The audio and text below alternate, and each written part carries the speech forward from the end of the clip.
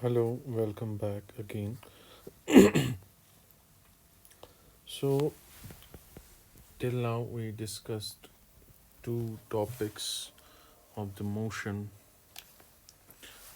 that is motion and first type of a motion, that is rectilinear motion or a straight line motion. And we discussed, I will make a little brief here.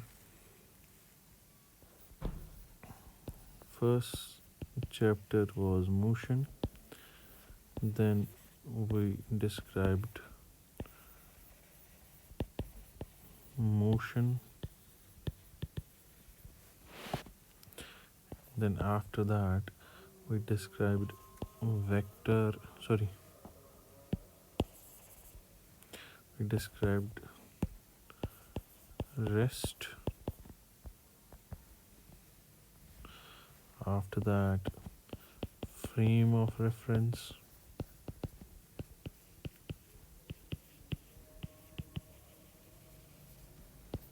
after that vector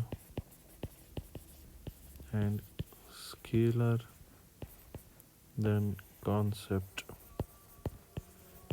of distance and displacement. Now, if we will, there's a one question, we will solve it, we will explain it. An object has moved through a distance, can it have a zero displacement? Yes, before this lecture हमने discuss किया था कि distance और displacement में क्या difference है. Distance zero हो सकती हैं और डिस्टेंस और डिस्प्लेसमेंट के मैग्नीट्यूड्स सेम हो सकते हैं, नहीं हो सकते हैं. क्यों नहीं हो सकते, हमने कल रिवाइज किया था और हम थोड़ा इसको वापस देख लेते हैं. डिस्टेंस एक स्केलर क्वांटिटी होती है, वेक्टर क्वांटिटीज डिस्प्लेसमेंट होती हैं. डिस्टेंस का मतलब ही होता है कि total path covered by body. इसको मैं थोड़ा सा यहाँ पे और एक्सप्लेन करने की कोशिश करूँगा. अगर एक बॉडी ओ पॉइंट पे है, फिर ए पॉइंट पे गई, फिर बी पॉइंट, फिर सी, और it return back to point C, so this is D, and O to D was 30 kilometers, and up to O to C is 10 kilometers. That means total path covered is 30 plus 10, that is 40 kilometers. But इसी में अगर displacement की बात करेंगे, final position minus initial position, final position 10 minus 0, that will be 10 kilometers. So distance can never be zero, distance कभी zero होगी नहीं. It can be zero, it can be positive, it can be negative. Displacement की बात करेंगे, distance की बात करेंगे तो it will be always positive. तो ये क्वेश्चन जो पूछ रहा है, an object is move through distance, can it have a zero displacement. अगर कोई ऑब्जेक्ट मूव कर रहा है एक पॉइंट से दूसरे पॉइंट तक, तो इसकी डिस्प्लेसमेंट ज़ीरो हो सकती है या नहीं. Support your answer with an example. इसकी एग्जाम्पल हम ऐसे सेट करेंगे जो हमने कल एक एग्जाम्पल देखा था.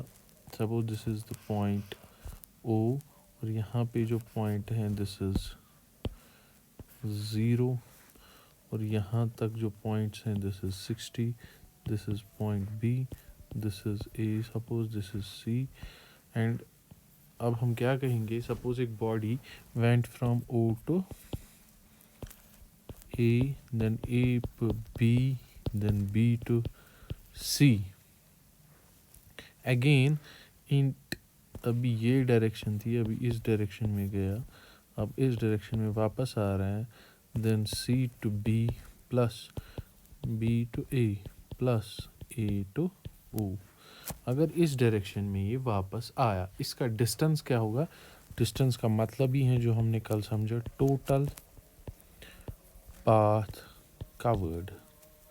Total path covered is, suppose if this is 60, O to A 60 गया ये, और सॉरी ओ टू सी 60 गया ये, this is O to C, and 60 वापस सी टू ओ.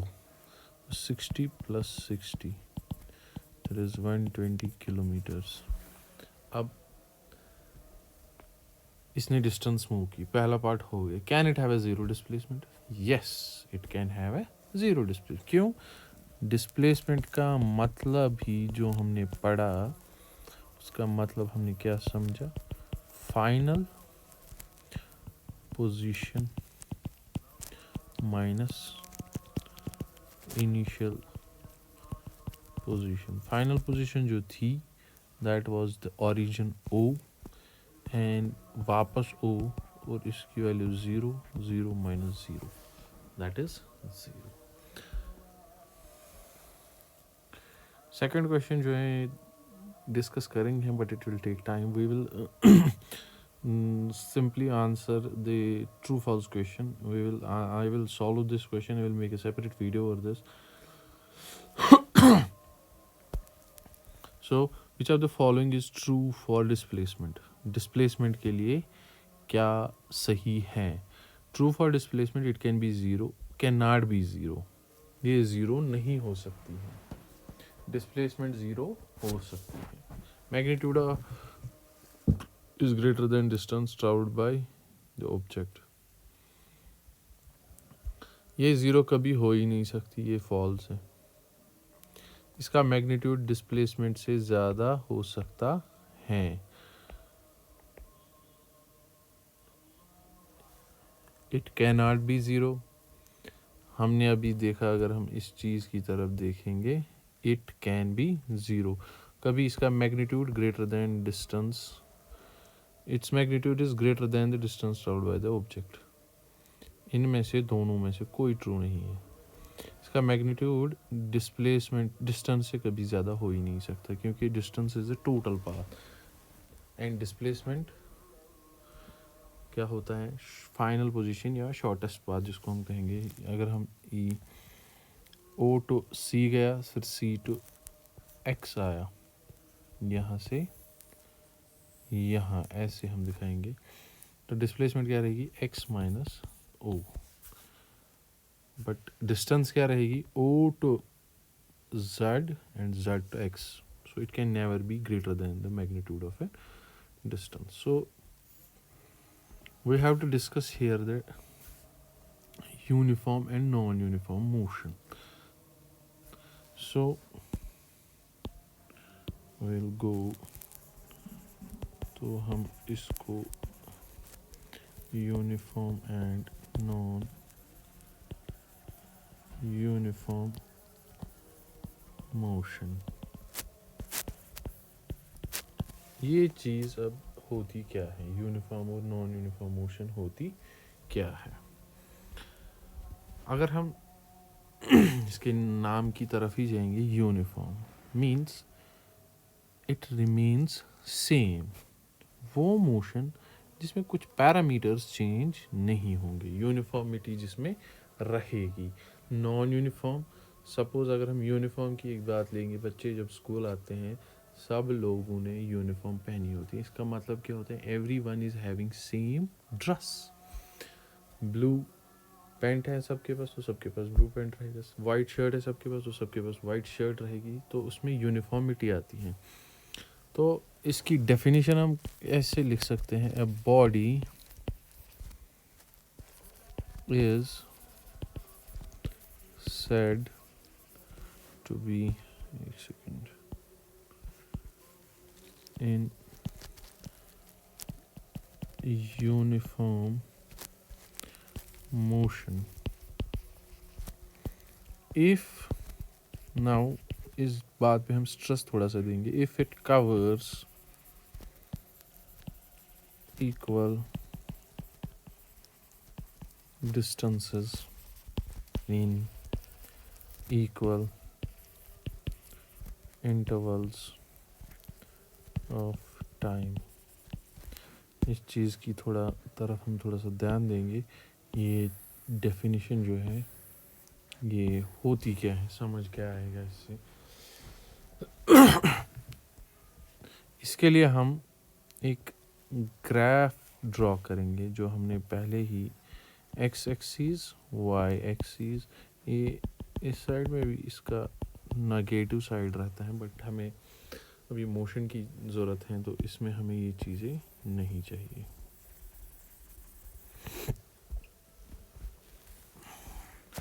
तो दो कोऑर्डिनेट्स हमारे पास रहेंगे, एक तो x रहेगा, दूसरा y रहेगा। x में हम क्या दे देंगे, टाइम, और y में क्या दे देंगे, distance. Suppose this is the origin, this is 0, this is 1, this is 2, this is 3, 4, 6, 7, 8, 9, 1, 2, 3, 4, 5। इसका यूनिट हम मीटर में लेंगे और इसका यूनिट हम सेकंड में लेंगे। तो इस डेफिनेशन के हिसाब से एक बॉडी तभी यूनिफॉर्म मोशन में होगी जब ये इक्वल डिस्टेंसेस कवर करेगी in equal intervals of time. इस चीज़ का मतलब होता क्या है वो इस ग्राफ से हम समझेंगे। सपोज एक बॉडी है, वो this is a body x, ये पोजीशन O पे है, this is the reference point, origin point, और इसका कोऑर्डिनेट, डिस्टेंस का कोऑर्डिनेट 0 है, टाइम का कोऑर्डिनेट भी 0 है। अब इसने मूव करना स्टार्ट किया, पहले 2 सेकंड में इसने 2 मीटर निकाले, 2 सेकंड में 2 मीटर निकाले। तो अगर हम इन पॉइंट्स को ड्रॉ करेंगे ग्राफ पे, पहला जो 2 सेकंड का टाइम है वो यहाँ पे, और 2 मीटर का ग्राफ डिस्टेंस साइड वो यहाँ पे। इन दोनों को अगर हम ज्वाइन करेंगे,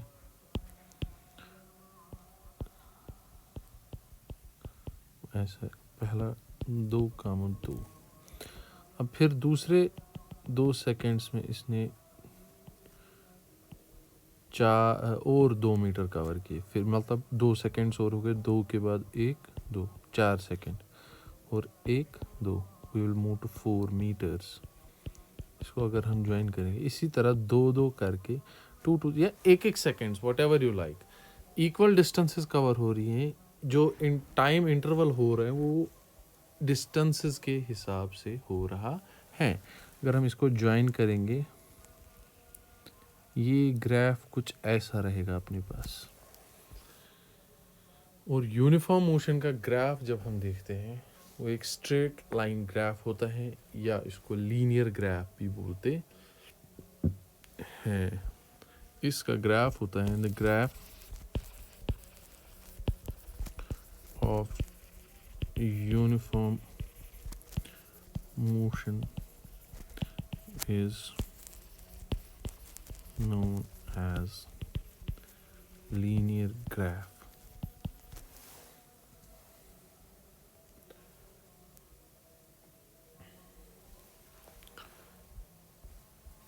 अगला पॉइंट अगर हम देखेंगे 4 5 6, 5 और 6 वो इधर मिल जाएगा हमारा। So this is straight line graph और है linear graph for uniform motion. तो जितना डिस्टेंस कवर हो रहा है उतना टाइम ही कवर हो रहा है, बट जो इंटरवल है वो सेम रहेगा। So this kind of a motion when we observe this type of a graph, this is known as uniform motion. तो तभी बॉडी को बोलेंगे हम it is in uniform motion. अब नॉन यूनिफॉर्म मोशन की बात करते हैं।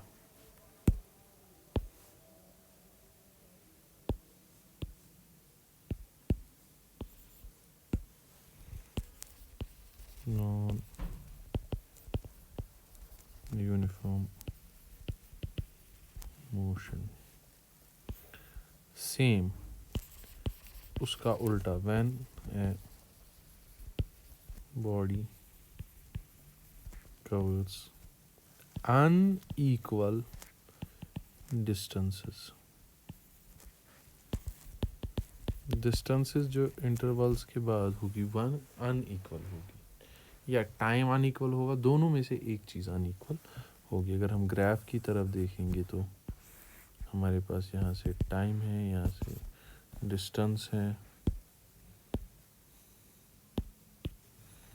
तो ये 1 2 3 4 5 6, 1 2 3 4 5 6। अगर हम सपोज इसका ग्राफ बनाएंगे। सपोज अगर हम ये वैल्यूज़ एक पहले लिखेंगे x और y का वैल्यू। सपोज पहले 1 सेकंड में इसने 2 किलोमीटर निकाली, दूसरे सेकंड में 1 किलोमीटर निकाला, तीसरे सेकंड में 3 किलोमीटर निकाली। सो पहले सेकंड में for the first second it covered 2 kilometres. This is और जब 2 सेकंड हो गए ये it covered 1 kilometre. This is this. And for third second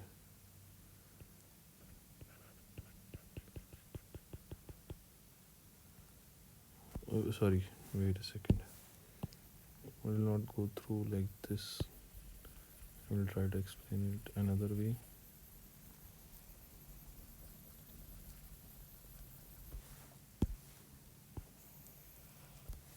suppose पहले सेकंड में ये 2 किलोमीटर निकालता है।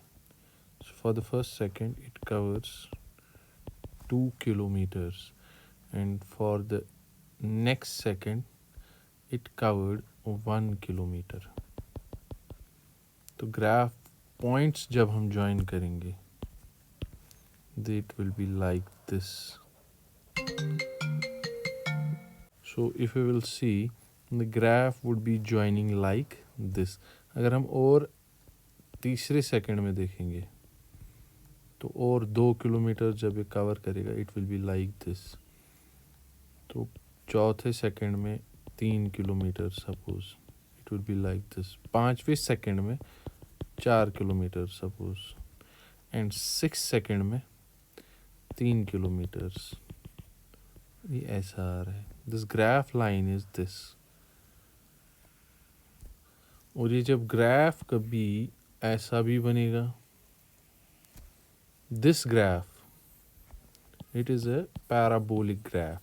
Mind it, parabolic graph.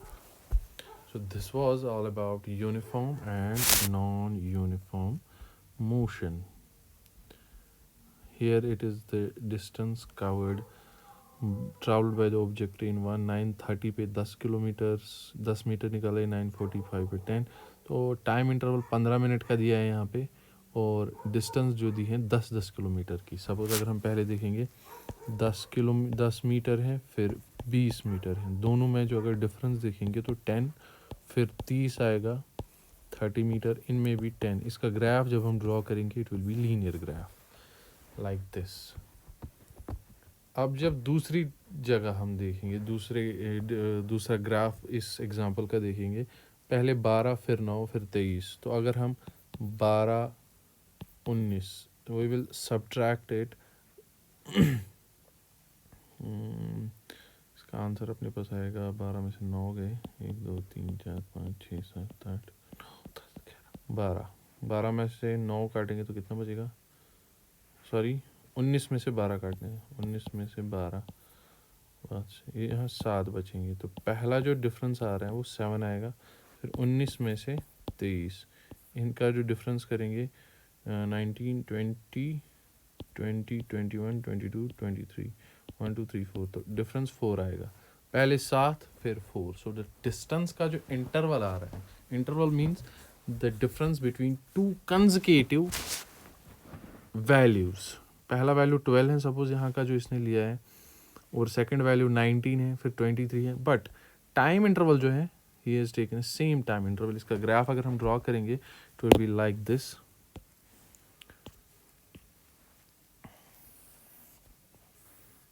This is time, this is distance. Suppose this is 9:30 45 में 9:30 45 अब डायरेक्ट लिख रहा हूँ। 45 के बाद 45 के बाद 10 बजे हैं, 10 बजे के बाद 10:15, 10:15 के बाद 10:30 आएगा, 10:30 के बाद 10:45। बट एक चीज़ आपको ध्यान में रखनी होगी, this thing we have to draw on the graph paper. We require graph paper for this and we require a scale for this. और ये कैसे ड्रॉ करेंगे हम, सपोज यहाँ से यहाँ तक हम 5 सेंटीमीटर रखेंगे और यहाँ से यहाँ तक भी 5 ही आएगा, यहाँ से यहाँ तक भी 5 ही रखने हैं। और डिस्टेंस जो रखनी है वो 12 है। सपोज़ यहाँ पे हम पहला जो उसमें ग्राफ पेपर ऐसा रहता है, इफ आपने देखा होगा, you can bring a graph paper then you can C.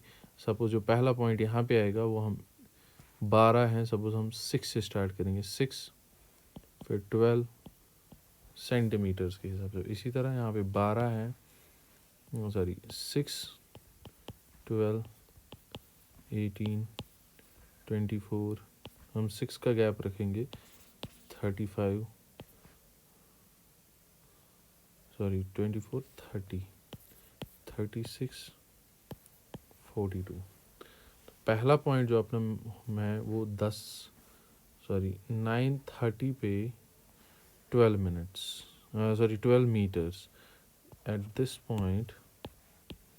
This point object covered 12 metres, this is the first point. और इसके कोऑर्डिनेट्स क्या लिखेंगे हम, 9:30, 12। Suppose this are X and Y coordinates. और दूसरा जो है अपने पास, दूसरी चीज़ जो है वो 9:45 पे 19, 18 के ऊपर 1 यूनिट हम शिफ्ट करेंगे और वो पॉइंट अपने पास ये मिल जाएगा। इसी तरह ये ग्राफ जुड़ता जाएगा। So this will describe you non-uniform motion. Next topic will be our measuring the rate of motion. Before discussing this, we need to define the dimensions. What are the dimensions? SI units we will define that, and वो lecture एक रहेगा उस पर, उसके बाद हम measuring the rate of motion discuss करेंगे। Thank you so much, do share and subscribe please. आप सबसे रिक्वेस्ट है इस चैनल को सब्सक्राइब करें, शेयर करें। जो भी डाउट्स हैं, मैं डाउट सेशंस भी रखूँगा, आप जब भी किसी को ज़रूरत होगी मैं लाइव आया करूँगा and I will clear all the doubts. Thank you.